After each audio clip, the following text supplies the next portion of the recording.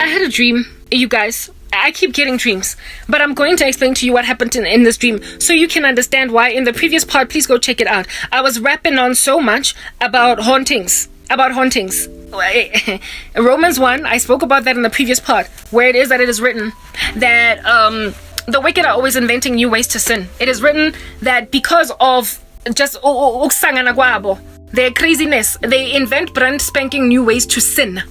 And I spoke about how it is that they keep going back to the drawing board immediately after their last drawing board is crashed and burned by the Spirit of the living God. They have invented a new way to sin, and I got a dream about that. That's why I compared myself to a Gaza Strip that never ever got given over to the Palestinians, because that's what Christians are. We never compromise. If at all you're truly of God, don't come tell me about the lukewarm conglomerate. Don't come tell me about the Sardians. And also do not come and tell me about a Christian that compromised because they were scared and did not trust God. Oh, them of little faith. I am talking about those who are holding fast to the word of God and what they believe. Holding fast to what the Lord promised he would give them and them trusting it. Those who understand that it is impossible for God to lie. It is impossible for God to be defeated. It is impossible for God to lose. It is impossible, therefore, for whoever is holding on to him with a fever to come out wanting on the other side. Impossible. So whatever optical illusions are about them, trying to convince them to do a different thing, all they are laughable to a person who is, by the word of God, putting to death everything around them that is a lie. The Bible says is it 1st or 2nd Corinthians 4, I stand corrected, that we must demolish arguments and every lofty pretension or imagination that exalts itself above the Most High and hold into captivity every thought to the obedience of Jesus Christ. This is where that particular passage comes in handy, when the occult is literally working like a dog to manipulate your mind, using all different kinds of witchcraft to try and make you feel so scared, so nervous, so afraid, so shirky, like you don't know what to do with yourself, that you will eventually settle. There are Christians, true believers, who are gonna get to heaven mourning, do you understand, crying, because they allowed themselves to shake and fear and tremble. They allowed their knees to be wobble. Given that time tends to be very scary. When it progresses and there is no breakthrough. When time progresses and there is no breakthrough, that is the sweet spot for a lot of Christians to tremble and fall, for their testimonies to lack credibility, therefore. And even though they're still holding on to God in salvation, they have definitely lost their conquering streak. We are more than conquerors. Christianity is a very intentional battle. You can either pick up your armor and fight, or you can cower. You can hide. When you fight, however, upon winning, you pierce through on the other side and you conquer. You have always got to look at the wicked around you the way that Job looked at his wife.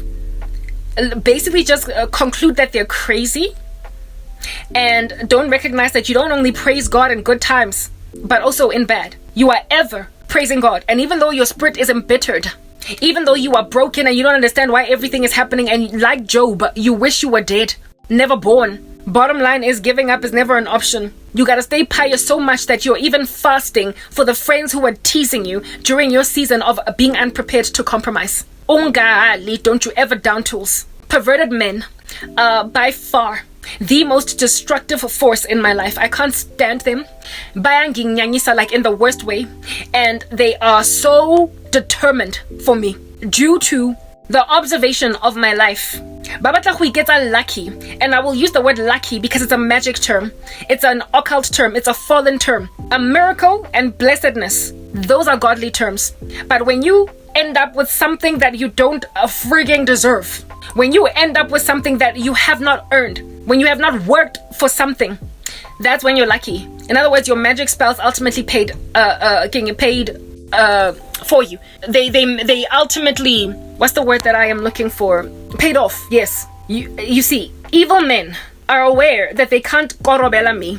What is korobela? It is a love spell. They have tried multiple times. This guy from America, he's still on that game. But there's others that I keep seeing in my dream. Since korobela doesn't work, now all they're leaning on is my situational circumstance. They hope to crush my spirit. The Bible says hope deferred makes the heart sick, but a longing fulfilled is a tree of life. My longings have yet to be fulfilled, and so my heart has been sick. But the Lord has strengthened this heart of mine. I told you, I'm like Ezekiel. He's made my head like brass. I have stopped being too broken by the quietness of my YouTube channel, my shadow ban state, the obvious anomaly, how aberrant it all is. I am clearly listenable. I have stopped being all sad about it. So it appears as if though other things gotta be used now. 1 minute. Other things gotta be used now. Thank God I've got a prophetic gifting. And again, the Lord gave me this gifting because he set me apart for this particular work. He wanted me to do this job. And so for me to be able to do this job, I had to be, what is the word that I am looking for? I had to be prophetically gifted. I had to basically get dreams showing me how crazy lazy get in the occult. Just how desperate they can get. So when they're dealing with a person that has got a spiritual gifting, sometimes because of these people being able to catch wind of their spiritual gift, what is this? They then send others so as to look innocent themselves. Like I told you, the wicked are always innovating new ways to sin. Because I find people out when they have done spells against me, but there is an intention to infiltrate some small little rando that doesn't make sense for me. There is now a new plan to bring in a small little rando that, however, is not involved in a darkness, at least not recently, but who has been helped along by others who do darkness. So Korobela, if at all it doesn't work, we're going to use this thing. The situational affliction. In other words, the usage of my environment, my ecosystem, the life that I'm living, the sadness of it.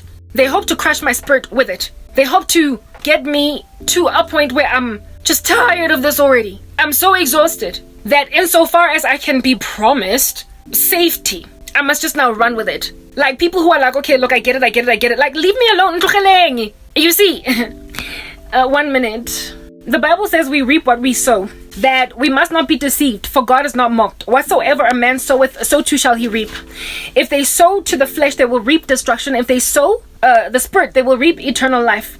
So you cannot expect to reap a godly wife after sowing witchcraft for 10 years. Dream on. This activity of these men is like self-sabotage. They ultimately get to a point where they destroy themselves.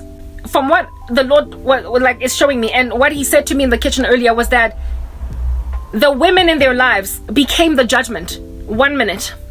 Remember the analogy that I made, the descriptions that I was using in my first part about how it is that the Palestinians, they were given Gaza, right? Israel ultimately was like, Yazin, it's fine. Let's take all the Israelites out from Gaza. And 1 minute. They were like, let's take the Israelites out of Gaza and let them basically thrive the Gaza Strip. You've got everything you need. Make it work.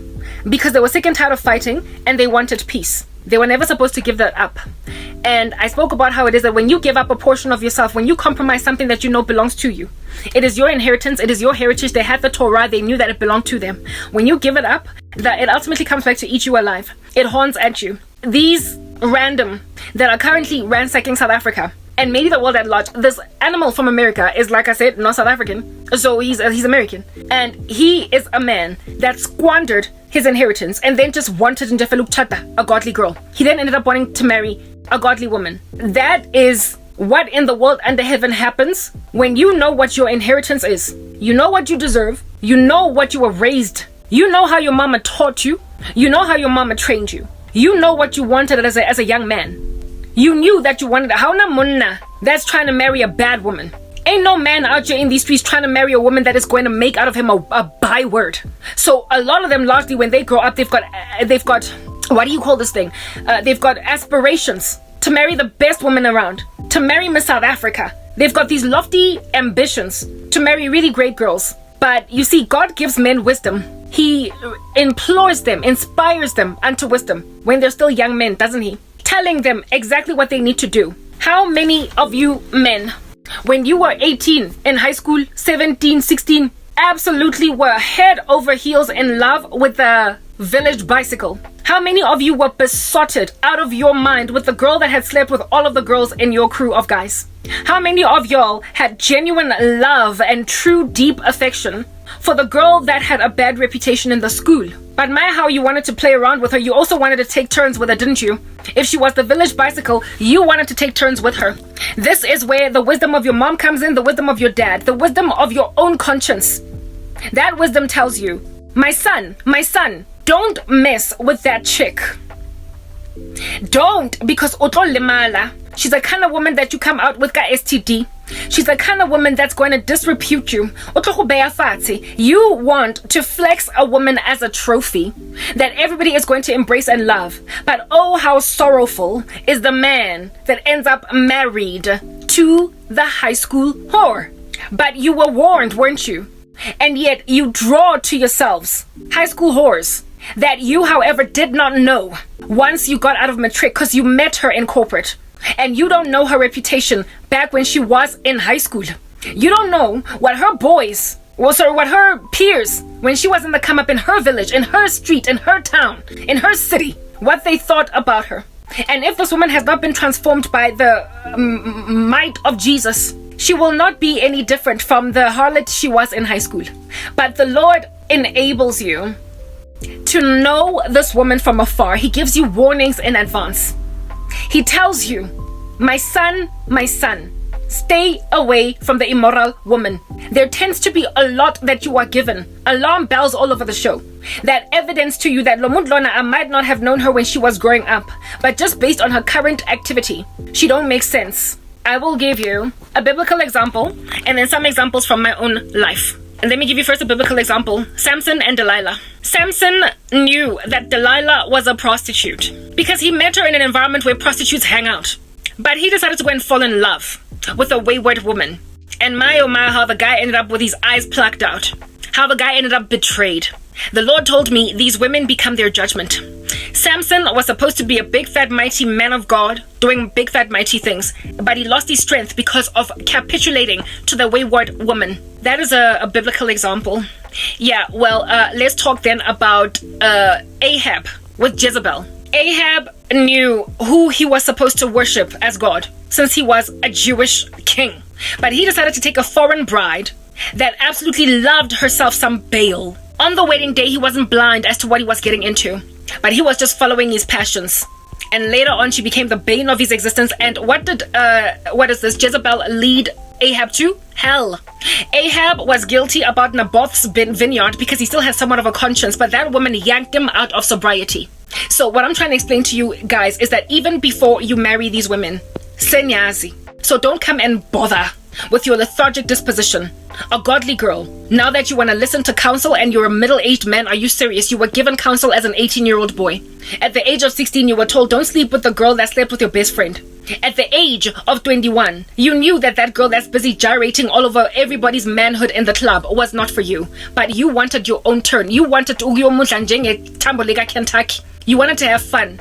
But you see, there's something called curses that come through sexual activity that erode away, make kind of fuzzy a man's discernment. When you sleep with enough hoes, when you sleep with enough whores, do you understand? Ultimately, your eyes become blinded, fuzzy, to recognize a virtuous woman in your face. So you can't go around sleeping with all of the town and then expect to get a genuinely great girl. These men tend to be thrown in a trap where they end up marrying one of the harlots among the many that they were dunking themselves like a donut in some chocolate in their dalliances while they were sowing their royal oats. You ultimately end up marrying one of the prostitutes.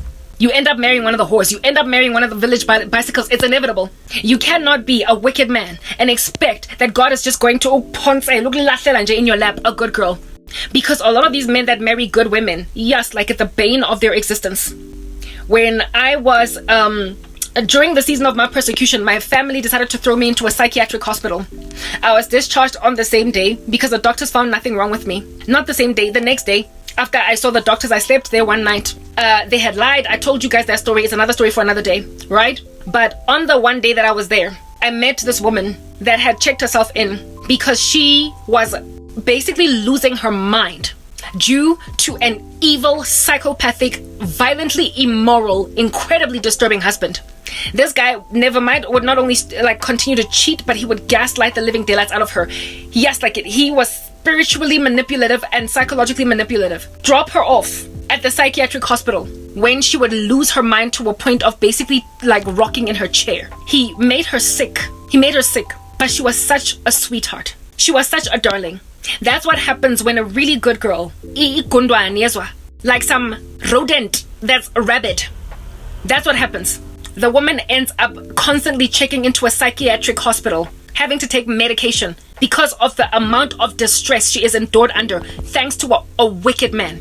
But you see, as a woman, if you're that good a girl and you marry the dude that keeps cheating on you, you marry the dude that multiple times when you were fornicating, cohabiting, living together as an unmarried couple, there were nights when he wouldn't come home and you accepted his proposal. Yeah, you should not be fornicating in the first place. But a lot of the couples in this world first live together before they marry. And women so love the ring that even though a guy as in a rodent, like I could say a gorilla or orangutan, just because you keep a ring and we invested a lot of money in that ring, you then agree to walk down the aisle to a guy that was already swinging like Sia on a chandelier. Of course, you're asking to be checked into a psychiatric hospital, aren't you? You're asking to be checked into a psychiatric hospital. When I was dating my ex, there was this one friend of his that was such a loose cannon. He had a colored girlfriend. And this chick, just like it. Yo, but I don't know how she did it. Just like it. Yo, this guy, he asked me out. One time when I was partying and my ex was not there, I was not with my boyfriend, he thoroughly slipped in a Shellington. I was like, I'm dating your friend. And I was at that stage dating my ex maybe like a year. So I mean, it was kind of established. And I was at some club Kosoweto with some friends of mine. Bump into this guy, greet him because I know him. And then he starts dancing around with me and my girls. And then he's like, so, what are you doing? Give me your number. What? Dude, I'm dating your boy. Yeah, that was just the one story. He used to work in the same building as, in the same company as my boyfriend. And the stories my boyfriend would tell me, this guy used to have sex with colleagues in the car during lunch. And this woman knew, colored girlfriend of his, Unatsiba. She knew that her man was a loose cannon, but she rode him out. And about 2 years into my relationship with my ex, which could have been like maybe 4 years into their relationship, he had been with this chick for 4 years. So 2 years longer than me and my ex. She decided to go and freaking fall pregnant. I was like, let's say her name was Caroline. I was like, yes, in Caroline, you had it coming, girl. You had it coming, sister girl. You had it coming. Like proper. How in the world you going to give this guy a baby after he has done it? I was so like, throughout the stories that my boyfriend would tell me about this guy, I was like, this chick is going to end up HIV positive. This guy was all over the show. He not only impregnated the colored chick, but he went on right ahead to, impregnate some other woman at the same time. Kabang, you are a medi for 4 years. You fall pregnant by your boyfriend. And 2-3 months later, some other girl is pregnant. Whoa. I don't know what's going on with that chick today, but I used to hate that guy. I couldn't stand him. Every time I would see him, I would think about that chick and my heart would I hated him. I hated him because he was such an animal. And my boyfriend kept on telling me stories about his dalliances, his animalistic endeavors, and it just made me hate him even more. So if that colored girl ended up married to that random buffoon, now today she's probably a psychiatric patient too. Or maybe a divorcee. I could not understand why she kept on writing him out. She was still young and beautiful, and like every one of us had a shot at getting out before it's too late. And then she, however, sadly, unfortunately, went and fell pregnant. How she was even able to sleep with him without protection, I don't even know. Because she knew his dalliances. She knew his stunts. She knew everything he was doing. But that's just the thing about women. Sometimes they are content with being the maid. Insofar as we recht, that the guy's cheating, they just are happy that the guy has made them the main thing. I guess that's where recreational dating becomes a problem then, isn't it? When you don't have Christ, yeah, of course, you're gonna think it's a whole honor, a plaque on your wall, to have a guy regard you as the main chick when he's got all these other sides. And when he cheats on you, it's like, oh, but babe, it didn't mean anything to me. Just like it doesn't. Yeah, that's the kind of stuff, Basadi, that'll put you in a psychiatric hospital. So women they tend to see when they're good girls, when they're about to marry evil men. And so when you are in a stray suit in a psychiatric hospital because you've lost your mind due to a man, you had it coming, there tends to be warning signs in the run-up to. And then secondly, the men themselves. When they are with bad girls, everything is also always around. The Lord is gracious even to unbelievers. He is gracious. Men know when they're marrying a bad girl. They are not naive. Yes, our intuition is a little bit sharper, but they nonetheless tend to have enough to run with. But sometimes these bad girls are electric, they're choking, and if at all, they're like Jezebel, Futibazan, Baazi, Usatani, they know witchcraft. They are sorceresses, and they call themselves prophetesses. If they're Delilah, they're so sexy that the guy just can't resist. You're probably marrying a sexy woman, are you serious? That's what you're marrying, sexy. Dude, like, people age. And that flies out the window. You need more. What in the world? Like, you need more than just sexy. Delilah was sexy, and that was all that Samson ran with. He ran with the fact that she was hot. She's a coal, a burning coal. But the Proverbs make it clear that you can't put coals on your lap and expect not to burn, dog, like what? Yes, so of course you're gonna burn. So the whole thing of marrying the sexiest girl around, the whole thing of marrying, like, just the beauty, the gorgeosity, marrying the personality. You're marrying a woman that's always up and down a stripper pole. Yeah, Kaza, that thing. You know you're marrying a bad girl. And so when you make like Wiz Khalifa and all of a sudden you want to divorce Amber Rose, Ungazo Kenya, the good girl. Later on, these women become the snare. And the Bible makes it clear. So even before you come to the world, the voice of God, his invisible qualities are all over creation, and so therefore men are without excuse. Your conscience speaks volumes. So God is always, it's written in God's word that the law of the Lord is written on our hearts. So even before you come to God as men, there is always a whisper, my son, stay away from the immoral woman. But no, you're having fun. Hey? Kumnandi. Who does not want to be with a sexy woman? Yeah, well, I mean, look at Megan Good's ex-husband. That bugger woke up in a marriage with a sexy woman and one day filed for divorce, wanting now all of a sudden to heed the Proverbs. When before he got married to her, everybody was highlighting to him. But she's naked, she's still doing sex scenes in Hollywood. She's this, she's that. And this pastor decided to go ayochata Megan Good even though she was still doing the exact same things she did before, just this time around with a profession of Christianity on her tongue. And while I am rooting for Megan Good to repent and give her life truly to Jesus Christ because she's clearly conflicted, had no business being a preacher's wife. But he declared divorce on her. He sent her a letter of divorcement. And I am pretty certain that that guy now wants a godly wife. If you're going to be a preacher, you have got to be a husband of but one wife and a man above reproach. So the fact that you have sent away Megan Good means you should basically also step down from the pulpit. But has he done that? No, he hasn't. So essentially these men have everything they need to make better decisions, and yet they make the wrong ones because, like I said, who does not want a sexy wife? Who does not want to marry Megan Good for her physical appearance? But if at all you get to see Megan Good's heart, you should be wise enough to avoid marrying her because she's still very much in the world. She is still very much adoring of the world.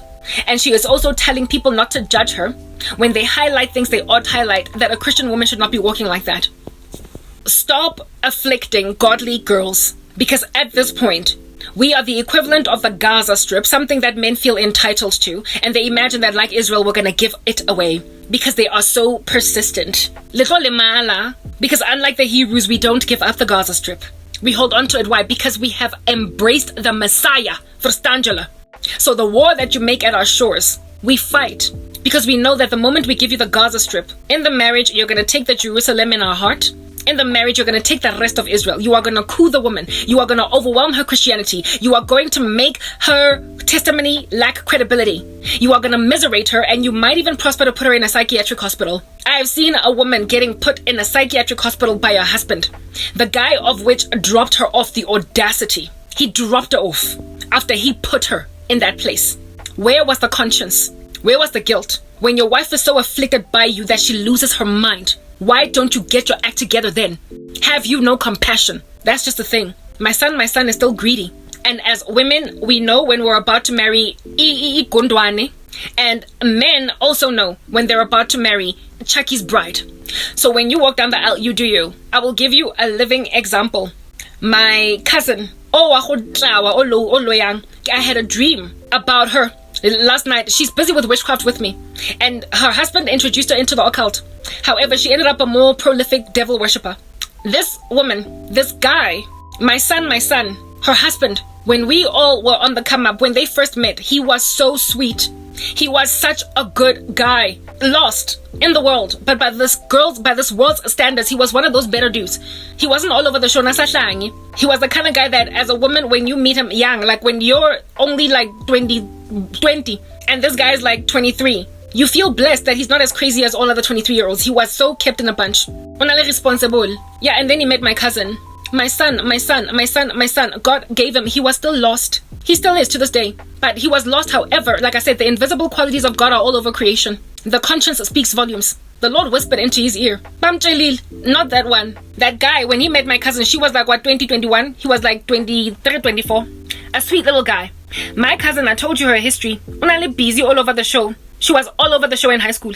So essentially, if this guy had gone to her high school, he wouldn't want her. He wouldn't have wanted her, but he met her outside of that place. He did not know her history. But these bad girls have a way of, coming out. Like a dude in the closet. They have a way of coming out. There's a keeper. Their loose canonic state. I told you the story yesterday, or is it the day before yesterday, where it is that once upon a time my cousin, her dad came to pick me up when we were in high school, like 15, 16, Monday night, while I was watching Ellie McBeal, to go and fetch my cousin from wherever she was at because she never went home. And the dad made me give him, basically show him where her boyfriend stayed. It was Parade View, and we drove all the way to the east of Johannesburg, Busihu, on a school night. And I had to I had homework, I had to study, I had to sleep, but I was busy. Got 10 Busihu Kia Parade View. Yeah, that's what's good.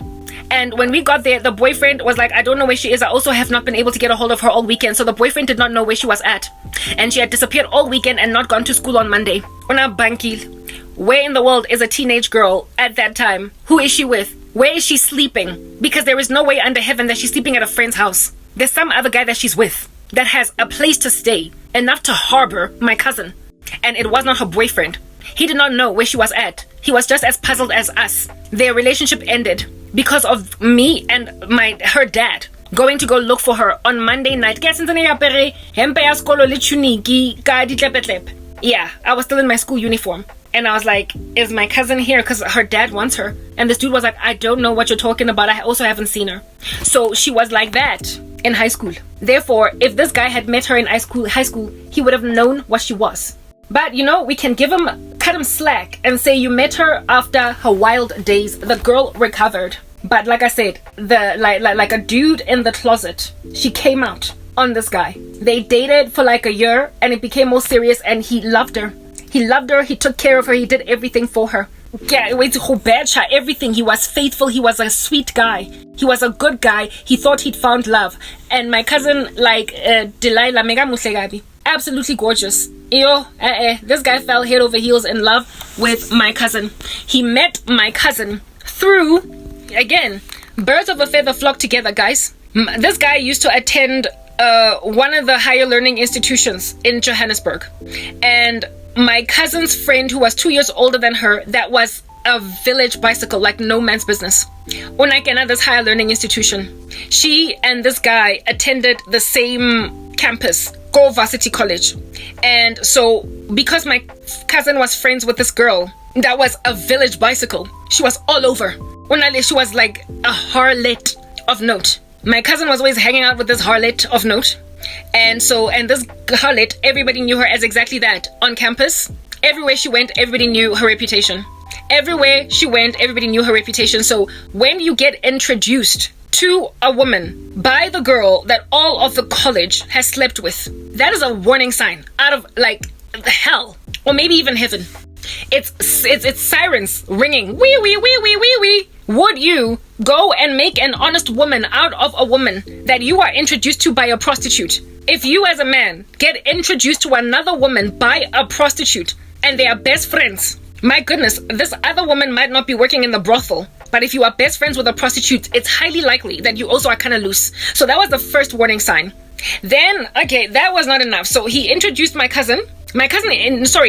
This chick introduced my cousin to her friend from varsity, to this guy that she knew from varsity that they used to hang out with. This guy fell for my cousin, was like, I like her, I'll date her, I'll take her. Very sweet guy. They started dating, and a year into the relationship, they go to a party, and my cousin meets his friend. She meets his friend, do you understand? And it's like, okay, fine, hey, what's up, what's good, whatever, moving on. 2-3 months down the line, my cousin was having an affair with his friend. So she introduces her to his boy, and then she has a relationship with his boy. She falls in love with his boy. His boy falls in love with her. And the two of them, like Bonnie and Clyde, decide to basically just stab this guy in the back and make it official. And so therefore she had to dump this guy. So yeah, they ran away together. My cousin and this guy's friend. They dated for like a year or two. The relationship fell apart. And when it fell apart, my cousin was wondering, what is my ex-boyfriend doing? And when she found out that her ex-boyfriend was dating another woman. Oh, another thing about this other friend of his. He was abusive to my cousin, and he was not a good guy. He was all over the show. And when you are a woman and you've been treated like a queen by a good guy, you will miss him when the bad guy is pulling a bad guy stunt. And so when my cousin found out that this guy found another girlfriend, and in a cheka, not far from where my cousin was staying, she then was like, busy wa mo betchetsa, busy wa mo lata, busy. And that's also another thing. This guy, not betchetsa, my cousin, he used to give her money and to drive her around all over the show. The new boyfriend, my cousin was financing the boozing of. He was a scrub that, however, had a car, and my cousin was always using a little receptionist salary to fund his ways. So when you go from being wined and dined to paying the way of a man, you're gonna miss your ex-boyfriend. And so my cousin missed her ex because of that, and she also missed him because he was just a better guy. You know when you're dumb? And my cousin found out that this guy was busy with another girl trying to love her, and she broke that relationship up because she knew how much this guy loved her. She broke it up. So this guy could have today married some other woman that would have respected him and taken him seriously. And this guy was humiliated, stopped hanging out with that friend of his because another dude took his woman. And so for those reasons, I mean, for crying out loud, you can't hang out with them anymore. So he broke off from the crew of guys, stopped hanging out with them, and just basically went on right ahead and tried to heal.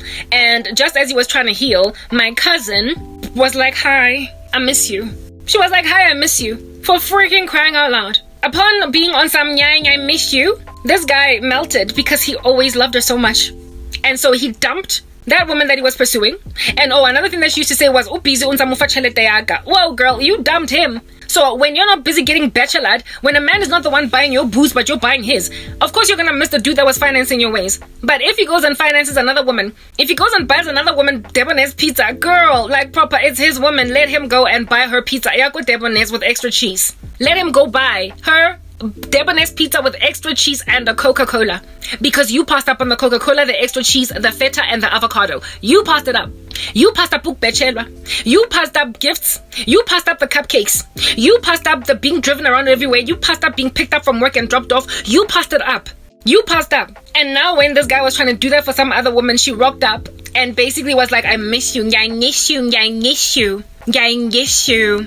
And this bugger Dumbo. So, I mean, really, when this woman becomes the bane of your existence later on, dude, you saw it. We were nile. And so you had it coming, frankly, when she now all of a sudden goes awry on a brother. We bonile, bruam. We bonile. Manje maso ukwatile, ujele matlapa, obatla kholo, tigging that you married. And try to make it look as if though you're the better guy. You were, but you see, that's the thing. My son. Proverbs 7, you were warned. You had all the signs. First, it was her being best friends with a practical prostitute. And secondly, it was the fact that she ditched you for your boy and you took her back and then you married her? You married her. I'm sorry. No. At the time, because she was my cousin and my girl, I low-key kept quiet about it, but I would always look at this guy on some, she does not deserve you. You should have just left. Like, I thought he was dumb. And because of because of how much my cousin hurt him, he changed. Because of how much my cousin hurt this guy, he changed. His personality, his character changed, and he went from being the doting, loving guy to essentially one of those moody dudes that you always have to be following around, and you are always at his beck and call. And because my cousin had crushed him that way, she took his mood swings in her stride, but he wasn't always like that. He changed in a way that my ex-boyfriend and I were like, wabora this guy. because of the fact that Sachencha, he's moody. He once tried to stop drinking, and when he was not drinking alcohol, he would be so miserable that he would be moody. So we preferred him drunk. Like, he never used to be that way. He never used to be that way. This man was changed for the worst by my cousin, and he still married her. He still married her. So, I mean, now it's a snare. Now this woman is involved in so much darkness that his life and his own daughter's life is in danger. Now he is trapped with a Jezebel, and it is men like these that then later on want to go by your chata, women that make sense. This guy, Kimolorile, my cousin's husband, I dreamt about him. And in this dream, he was busy following my ecosystem around. He was busy hovering around wherever I was at with a whole bunch of other people because he didn't want the company of his wife. He didn't want the company of his wife. And I've had so many dreams before where he's busy following me around, not in a romantic capacity, not like trying to be with me, but trying to change my mind about him. On some, I might be married to your cousin, but I'm not the same as her. Mara, not to me, they are the same. Because this man was turned to darkness because of an evil woman. He turned to witchcraft at some point in his life out of desperation. And that witchcraft darkened him even further than what he was already being spiraled down. And now I can't stand witches and everything they do. And he wants to appeal to me, people like me, on some, look, I'm not the same as this chick. But you see, birds of a feather flock together, plus these women, their feet go down to death. So if you're gonna follow after this random female, understand that hell is where you're headed to. Men are given the same warnings. Another case in point is my ex-boyfriend. He was going to make out of me the kind of woman that is in a stray suit. So it's a good thing I got out. My ex-boyfriend was a good guy in the beginning, but he turned to the darkness, so he was going to put me in a stray suit. We're not going to a psychiatric hospital. We're not going bored. So the Lord broke us up. But the guy ended up with a Jezebel woman too. She had been all over the show. First and foremost, before my ex-boyfriend and I started dating, he was trying to get with this woman, and she rejected him because he didn't have anything. He was still struggling. And so she was like, you ain't got no money when I'm in need. And even though she liked him back, she passed him up. That was the first warning sign. You don't marry a woman that did not want you back when you were still Oshapaka 2 series. Back when you were still combaring a taxi. Back when, since an autola carry from parents, allowance, because you don't have your own salary. Back when you were still answering the phone in a corporate South Africa, and that's your job. Back when you were still earning salary 12,000, and this chick is annoyed with the fact that you can't buy her Fascinator Yako Durban July that cost 4,000 rands. Yeah, back then, if a woman did not want you when you were in squalor, when you had nothing, guys, make like 50 cents and ask the chick 21 questions. And if she can't answer these 21 questions in a satisfactory fashion, you ain't got no business putting a ring on that. And my ex asked this chick 21 questions proverbially, and she was like, no. She wasn't like Megan Good in that 50 Cents music video, no. She wasn't busy on some, yes, I'll be with you. I'll visit you in Danyani. She was like, yo, you dare go to Danyani, mina, goodness gracious, yo, I'm going to go Mnyon Dizanje, like a dove. I'm a fly bugger. How's not it's okay.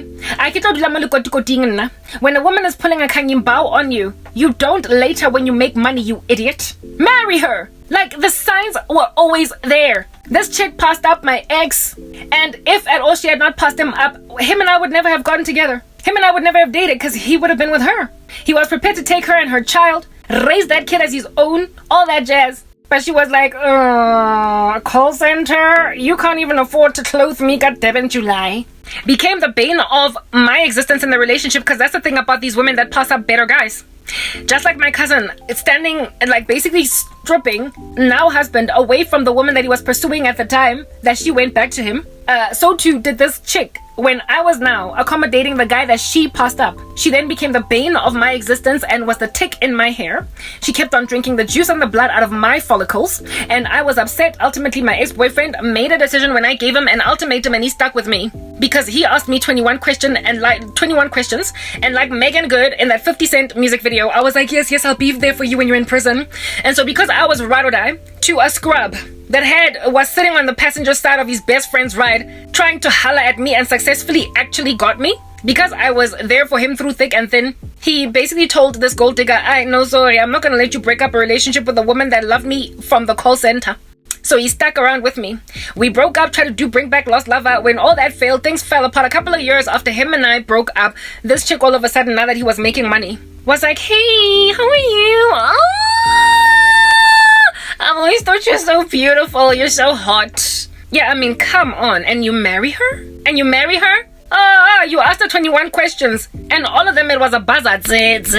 She failed. But you married her. Now that she was claiming that if you had no money, she would be there for you and love you unconditionally. So now my ex is also ensnared to a woman that could not pass the 21 questions, who he married when he was at the height of his prosperity, and who had rejected him at the height of his failures, at the height of his poverty. She was nowhere to be found. At the height of his prosperity, she was all up in his grill. And now today my ex has cast so many spells to try and get back together with me. Even got divorced, and the children or child that they have with that woman. He wanted me to take him, messing up there, and also breaking the living daylights out of my heart, nearly essentially putting me in a stray suit at a psychiatric hospital. He hurt me to a point where if I had not given my life to Jesus, I would have basically gone low-key crazy because of how crazy he was acting towards the end of the relationship. I rejected him because remember, I'm the Gaza Strip that never gets taken by Hamas.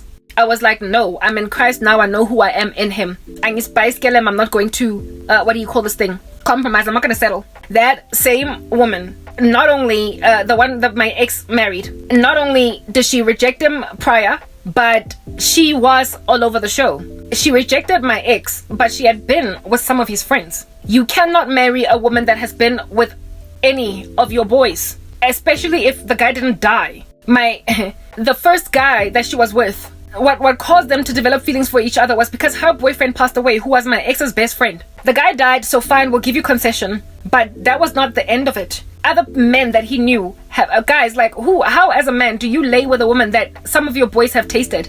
Like, there's just something that men can't deal with in that regard. And my ex was dumb enough to allow himself to go out like that. And now today it's his wife, it's his bride. I don't know how she's acting. I don't have details concerning that particular union, but I do know he has now got quite a great deal of regret, a violent amount of sorrow, and he wishes that he had not messed up with me. And last night I had a dream of him fantasizing about me being his wife. Dude, fantasizer, or you can just repent. Is that basic? But the dreams that I got, yes, like it, guys, there is so much spiritual manipulation. I will never settle. You see, I know about my ex, and I also know about my cousin's husband. These are men I know. So I would never ever accommodate some dude from the past that wants to come into my life. My cousin's husband is not trying to get with me, but he wishes that I had a different opinion of him. I can never have a different opinion of him. Why? Because he introduced my cousin to witchcraft. And so the menace that she is today will always be his fault. Like, he can't have his bread buttered on both sides. You cannot have me view you as a much better human being when your wife is the bane of my existence. Frankly, both of you, as the pair that you are menaces to my particular society. But as for my ex-boyfriend, he wanted to come back. However, men like him, men like my cousin's husband and my ex, men like Samson, who mess up with Delilah, they, after making mistakes with these immoral women, have this like brazen, audacious disposition about themselves, where they now want to come into the lives of good girls in their middle age. When the Lord is talking to my son, when these people are still 18, 19, 17, 20, 21, God is whispering into your ear at marriable ages when you're still yet to make any mistakes. But you ignore him back then. And the results are fulfilled in Proverbs 7. The end result is the Proverbs 7 woman. So when you have been afflicted by my son, Proverbs 7 woman, that you didn't listen to God concerning, let's get all bora, godly girls. Don't come and annoy better women than that and now try to marry them claiming to protect them when you're still busy with witchcraft from here to Timbuktu, when you're still ransacking these streets from here to Timbuktu, when you are still afflicting from here to Timbuktu, and then you innovate brand spanking new ways to sin because you're just desperate to reside in that Gaza Strip. You will mess it up like the Palestinians have messed it up. You will use your own civilians as human shields. You will burn greenhouses. You will torch everything that could have enabled you to have a tourist destination glory. But instead you made it a war zone. You made it a base camp for a military that is always just shooting bullets into a place that you are now salivating after because they went on right ahead and made their land green. They went on right ahead and made their land viable. I am like Jerusalem at this point, where I'm still viable. I'm still bringing forth olives. I am still bringing forth grapes. I am still wholesome. And I am salivated after, I am longingly salivated after by people in the Gaza Strip. And now they're out here trying to break down my kibbutz. They are out here trying to shoot some people dead, cut some babies in half. because they feel entitled to the land. Nah, you can't be entitled to a land that you rejected at first. You knew what good girls you were supposed to be with as a good guy. You knew what women were not going to veer you off into darkness. You knew the Lord warned you to love the Lord, and so therefore find a good thing in a wife when he leads you. The Lord gave you everything you needed. Even before you knew him, he was whispering to you by his invisible qualities and your conscience, and you ignored him. So do not expect a Christian woman to compromise and settle for you because she's now almost 40. I'm not doing it. Do you understand? And there is no amount of harlotrous witchcraft that you can throw in my direction that will ever change my mind. I want to read you Proverbs 7 so you can understand what happens to these randos who settle for bad girls. And today they are the judgment. Now they are the curse. These women are the curse. And now that you have been cursed by a Jezebel or a Delilah, don't come and trap on me with witchcraft until Mina I'm married to a dude that is like, whew, at least finally I ended up lucky. Nah, you don't get to be lucky with a Christian. You are lucky with a good girl from the world. Good girl, really in inverted commas. They're the ones that settle for deadbeats. Like the one of the friends of my ex who used to cheat on that colored girlfriend that I told you about earlier.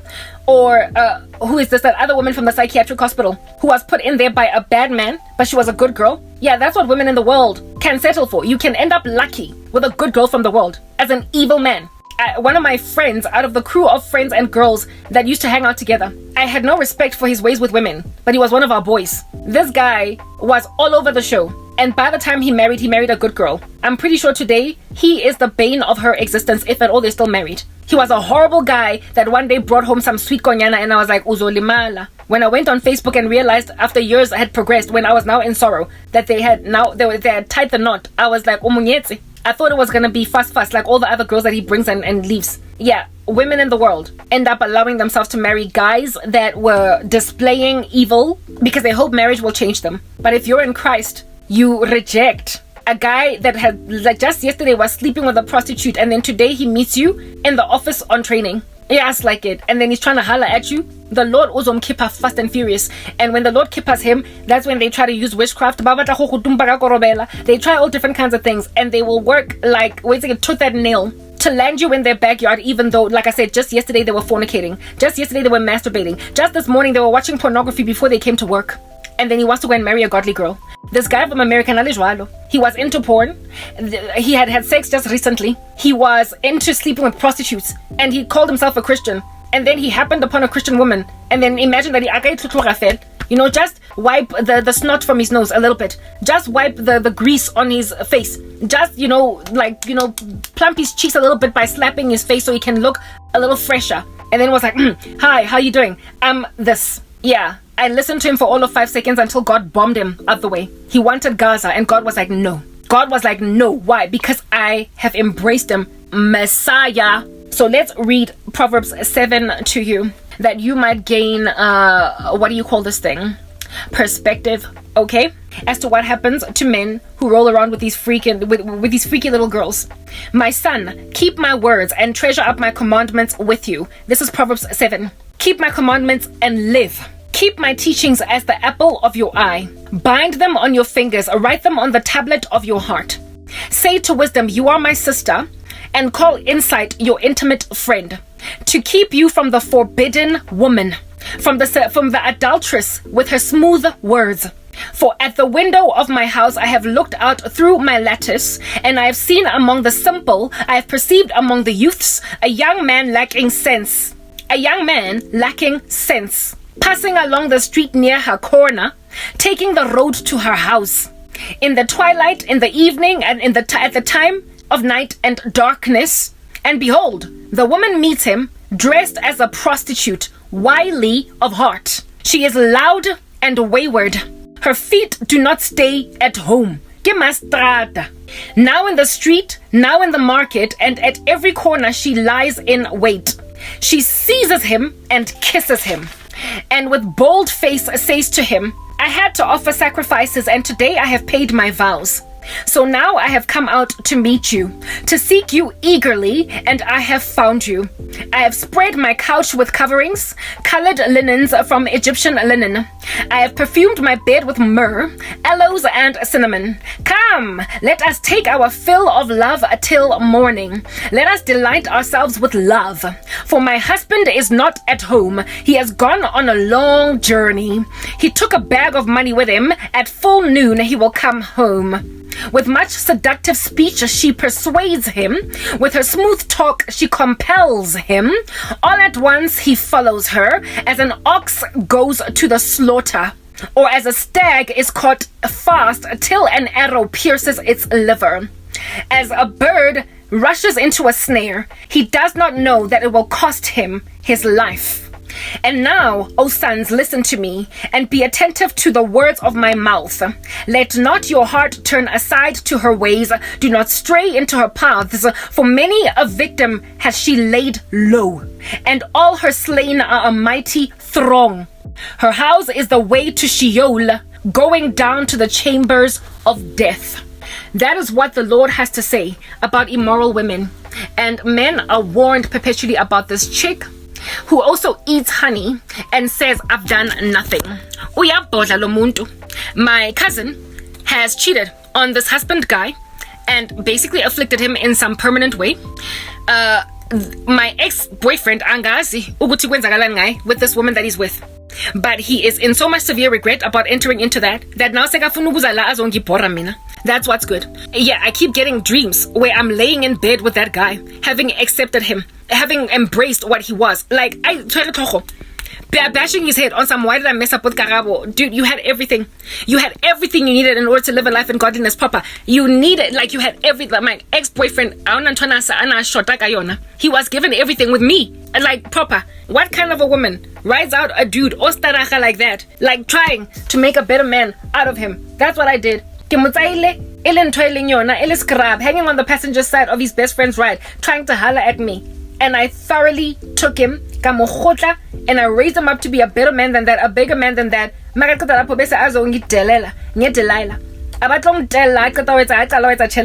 he started to make money, he started to disrespect me. He broke my heart until I cried out to God and I got healed.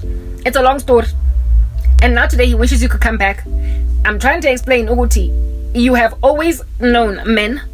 What made sense for you from very young is not like you are only wisening up now that you're older, or that you're only getting counsel now that you're older. It's that now that you're older, you've made so many mistakes. Listen, where it is that you have basically set up camp. You have destroyed so much that now you want to all of a sudden start again from scratch with women that have not had you coming. Like when you're such a disaster that nobody has you coming, yeah, that's what you are in the lives of good girls. I am not going to be a byword, as like Gaza is, a land that is about to be laying destitute because it was given over to a people that were salivating after it even though it didn't belong to them. By capitulating your Gaza, you organize a future attack on the kibbutz. You organize inadvertently and indirectly an attack on your persons, because when you settle against in what it is that the Lord told you don't you dare, you inevitably find yourself in a position where you are severely compromised. I had a dream where my cousin's now husband and a whole bunch of men, different races, do you understand, of men, were robbing an art gallery. Like they were robbing, it was like a flea market, do you understand, where they were selling art. And this white dude rocked up with a band of miscreants of different races, but he looked like he was the head, head gang member. And they were scary, and they were shooting anybody that stood in their way dead. And everybody was very scared of them. And they rocked up at this flea market and stole some very high-priced art items. Very high-priced art items. High value, like almost like stealing a Van Gogh or a Mona Lisa. They stole these art items and then left with the gang. The gang that rocked up ended up in this room of mine, this small little tiny room of mine, and they were scanning it for high-priced artwork to steal. And the main character here, this main gang leader white guy hovered his gun around my face, and I was scared that he was gonna shoot because he was violent and they had shot other people and killed them. But he looked at me, and I was knelt down, basically just waiting for him to shoot and just get this over with. And he hovered his gun, however, he was like, nah, and then he didn't shoot. He left me alone, and then they disappeared. Inside this mukuku of mine, it was not just me, but it was also my cousin's ex-husband. Not ex, current husband. My cousin's husband was in this room, having fled from the flea market where these thieves were stealing, and other people in my family, alongside other people I don't recognize, but they were all squeezed in this little room. They had run in here, and because of running in here, they found solace. They found safety from the gangster guy. And the reason why the gangster guy and his band of miscreants did not feel it necessary to steal from in here, nor shoot anybody, was because they underestimated everything that was in here. It was so lowly. There was so much poverty that they were like, let's go. There's nothing worthwhile here to take. And they left. However, my cousin's husband had pocketed, capitalizing on the calamity. So he was capitalizing on the fact that outside at the flea market, there was a robbery. He realized that everything is falling apart so quickly before the gang member would notice him doing this. He quickly stole a very expensive art piece himself before anybody would see it because of the calamity. And he pulled it out of his pocket on some, look at what I got for free. Look at what I got for free. And I just looked at him in my dream on some, you're no different then from that guy that stole from the flea market, killing some people who were standing in his way.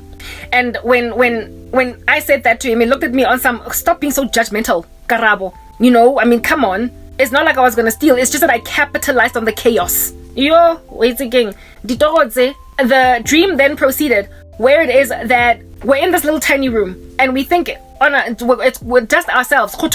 It's quiet. We are keeping it a secret because we don't want anybody arrested. Only to find out that outside at the flea market, where there was, what do you call this thing? Where there was a robbery, they had punched a hole into this mukuku of mine and put cameras in it. And so basically caught the confession of my cousin's husband, confessing to having stolen artwork. And it was only a matter of time in this dream before the police would come and arrest him. And I remember feeling so bad for him at the end of the dream, but for me it was like, it is what it is. Your day has arrived. They're now also gonna arrest you. Why I was being spied on in my room by the outside world, I don't even know. What in the world under heaven did that dream mean? It's pretty self-explanatory. God is showing me men, in particular it was a gang of men of different races stealing artwork. It's the very thing that I'm talking about right now. There are men trying to steal good women, and they want them because of the fact that they're so high value. That is the very precise reason why they are interested in God's daughters. And that gangster had prospered. Let me not say God's daughters, let me just say good girls. That guy had prospered to steal quite some pretty prolific art pieces, and he escaped with them. But he came into my shack, which was lowly, and because of how lowly this shack was, he hovered around my face wanting to shoot, but then was like, whatever, there's nothing of value here, and left. Essentially, God is showing me that I've been protected because of my poverty. Every other Christian woman that has allowed themselves to marry an unbeliever, and every other good girl that's allowed themselves to marry some prolific nasty, it's all they were supposed to exercise self-control, and they didn't. They were supposed to exercise wisdom, and they didn't. They knew that they were entering into a nasty situation, and they did not flee from it. And that my poverty, even though I can't stand it, has protected me from making the same mistake that many Christian women have already made. I personally almost settled for some animal in the US. But even before I lost everything, there was another animal that was busy pursuing me that I was seriously considering. There's a guy that ended up married to another woman that I thought was my husband that was a whole devil worshipper.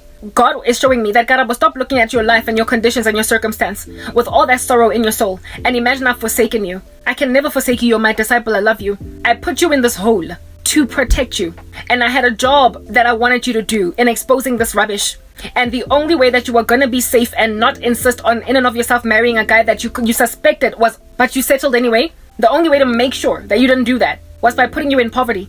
Your squalor would make them underestimate you and pass you up, rather. Like the guy who married another woman literally passed me up only because I lost a job. So I might have ended up his wife, but he was a devil worshipper. I loved him so much that there was no way under heaven that I would have ever rejected his proposal, and I would have settled for a lot of stuff, and I would have swept a lot of observations I made under the rug. Get married to him just to accommodate him. So it turns out I've been protected by my poverty. And remember the glass, the surveillance that was watching the activity in this shack. from outside, that was God showing me the prophetic gifting that he would give me, where people would attempt to steal valuable artworks and I would dream about it. So this guy basically made a confession of what he stole in an environment where he imagined nobody saw him, but there was surveillance on the outside of which would have been the equivalent of heaven. Uyabonwa. And it was only a matter of time before he would get arrested. So my cousin's is in trouble. He's trying to look like a good guy, but he can't. Why? Because, I mean, goodness, his wife, keeper first and foremost. And secondly, he's not a good guy. He's into witchcraft, but he's been stealing. And in my dream, he stole that artwork because there was already calamity. There was already theft happening. There was already a robbery happening. So he quickly slipped a piece of art into his pocket. So essentially, he would never have committed the infractions that he committed if this level of chaos around in the ecosystem was not going on. If all this other theft was not happening. If so much witchcraft was not happening everywhere else around. So basically, there are people who are inspired to do witchcraft and steal what doesn't belong to them only because so many other witches are getting away with murder. So only because so many other witches are casting spells. They are allowing themselves to fall into sorcery because it appears so much sorcery is already happening. So what's it gonna hurt me to steal something using witchcraft when so many other people are doing it? At least I don't have a gun. At least I'm not killing. At least I am just basically capitalizing on the fact that the bank was already under siege. So let me steal a pen. Let me steal a chair. Let me steal a book. Let me steal gold in this bank. When the robbers are busy stealing, distracted is everybody focusing on the robbers. And so I'm gonna go and right ahead and get out with 20,000 rands worth of gold because, I mean, they were distracted. So there are people literally dabbling with witchcraft only because there's already so much witchcraft being dabbled with. They're casting spells just because so many other spells are being cast. They are partaking in the occult, and in so doing, what are they doing? They're causing the earth to be haunted. This guy, there was surveillance in the room that caught him confessing, and it was only a matter of time before he got arrested. So those of you who dabble with witchcraft and mess with people's lives because you realize there are bigger, more prolific Satanists out there than you, there is surveillance all over the show. And get